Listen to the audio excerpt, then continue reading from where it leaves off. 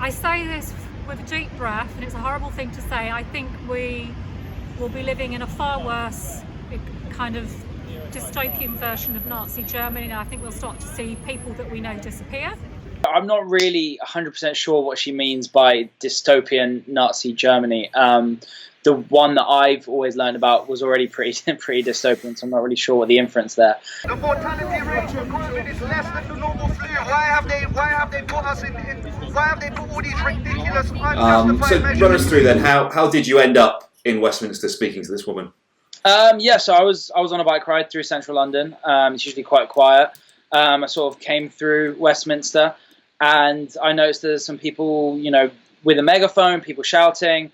So I kind of, stopped to see what was going on, and I thought it was worth talking to them because they had some pretty crazy signs saying 5G causes corona, the lockdown is illegal, that sort of thing. I don't care if people ridicule me. It's now or never. It's not going to get any easier. Okay, Josh. So some people have been ridiculing her for those statements that she's made. Yeah, it's probably a good thing that she said she didn't mind getting ridiculed, because I think that has been the overwhelming response. I mean, I think often there's an argument about whether to cover these people and what sort of angle to give them, but I think honestly the best thing to do is sort of put them in the spotlight and see their views for what they are, which is ridiculous and deserving of sort of disdain and ridicule. So it's quite convenient that she said she hopes people ridicule her. And obviously as well, because of what she said, the phrase Nazi Germany was actually top trending on Twitter over the weekend. Most people sort of deriding her. I mean, why is it that Nazi Germany is so often the first thing that people reach to? I think, as a Jewish person, I'm obviously, used to hearing a lot of Nazi Germany comparisons. I think it's because it's the big one. It's the biggest genocide in human history, right? Or one of the biggest. And I think people just, when they're looking for hyperbole and when they're looking to make a grand point about how this situation is the worst thing that's ever happened, they often reach for Nazi Germany because it's just sort of an easy win. Why do you think the government is doing this to people? It's the government. They always want power. This is tyranny. So why do you think the government is doing this? Why? I think they want to take over and control us with technology.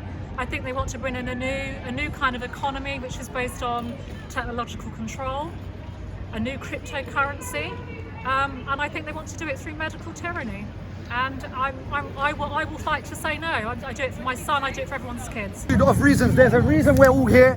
We are against 5G. We're against. I don't know if everyone, but we all are. We're all against 5G. We're against false vaccines. So you don't believe in the pandemic? My son had the mRNA vaccine. He hasn't spoken since. I think the interesting thing there is that essentially you've got a sort of greatest hits catalogue of the last 20 years of conspiracy theories. You've got some Bitcoin in there. You've got some sort of government technological control. You've got, a bit of vaccine chat. I think the interesting thing about these guys, is that they didn't really have a coherent message. They didn't really have anything that they were trying to do. They were just saying, the lockdown's bad, also 5G, also vaccines, also Bill Gates is evil. And it was sort of quite dissimilar to a lot of the protests we've seen in other countries. In Israel and Greece, they've been, protesting against government corruption. And in America, they've been protesting against, the sort of fact that none of them can make any money. And there's a sort of semblance of an economic argument there. But here, it's just, a sort of buffet of just absolute crackpot conspiracy theories and no real aims and nothing really coherent at all. So obviously we've seen protests, maybe not similar to that, but there have been protests in America. Mm-hmm. I mean, is there much of a similarity, do you think, between those and this that was happening in Westminster? What sort of differences were there? Well, when I watched the American videos, there was almost a slight level of sympathy for these people because a lot of them were sort of, economic protesters saying they wanted to be able to get back to work or they wanted to be able to go to shops. And, in America, in certain states where they have, limited social security infrastructure, you can sort of understand the frustration, right? But these people, they weren't really like that. I asked all of them whether they were doing this so they could get back to work, and none of them really were. This was for them more about, a sinister government plot to, indoctrinate people with 5G or give Bill Gates $1 billion for a vaccine. It was far more sort of, unhinged theories about why the lockdown was happening. And it yeah, it wasn't really based in much reality. There's the argument that if you shed a light on them, then you're kind of, opening them up to be followed and for more people to get into these sort of nutty conspiracy theories. But I do think that it's important that people are aware of the fact that these idiots are out there and, being a danger to themselves and other people. And I think it's important to realize, and I think recognize that there are sort of dangerous theories floating around and how we can do more to sort of combat them and stop them. I think if you had given them the keys to Downing Street and said, go and meet Prime Minister Boris Johnson, I don't think they'd have known what they wanted to ask him. Because, I don't think he would be able to stop poisoning people with 5G radiation, because he's not currently doing that now. So, no, I don't think they can hear a message. Why do you think the lockdown's illegal? Why is it illegal? Because the laws and the legislation have been passed while there's nobody else in Parliament to say that it's wrong and it should be done this way. Yeah. So Josh, he's saying that there was nobody in Parliament when the lockdown legislation went through, which obviously that's not factually accurate. There were some MPs in the chamber, as well as many others virtually joining the debates and the sessions. But I think he then followed that up by saying who was opposing the lockdown. So I guess there's a point there that essentially everyone in the House of Commons is in favour of the lockdown. Yeah, I mean, I think the reason why that would be the case, and the reason why we sort of got this rare act of political unity, was because it was seen that the government needed to address this as soon as possible. And I think, in a sort of quite mature way, a lot of politicians realised that now wasn't the time for political point scoring, and we can still do efficient scrutiny, but not stop the government from reacting in a way that will save people's lives.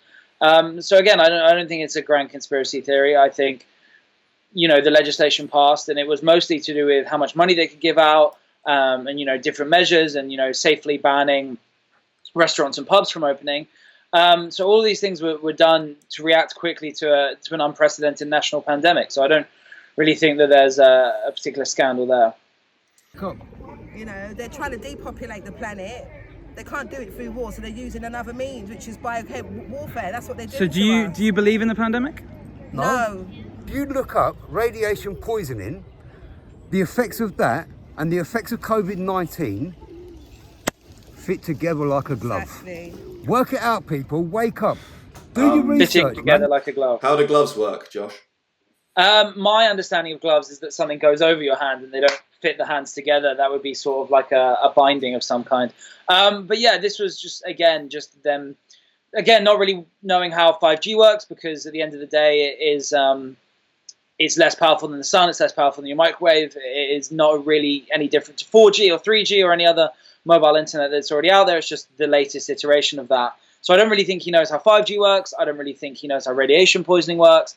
You've obviously also got the classic wake up people there, which is, again, just straight out of the greatest hits catalogue of conspiracy nuts. And I think the interesting thing about these people is they always think if they tell you to look it up, then looking it up will prove them right. But I really don't think that looking it up will prove him right about radiation poisoning or the government or anything else like that. So I despair. Jesus works. Wake up, people. Wake up, people. Yeah. Josh, thank you for your work. Thank you for speaking to me. Take care, mate.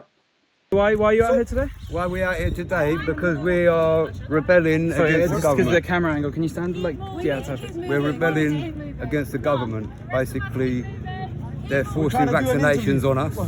They're making it mandatory.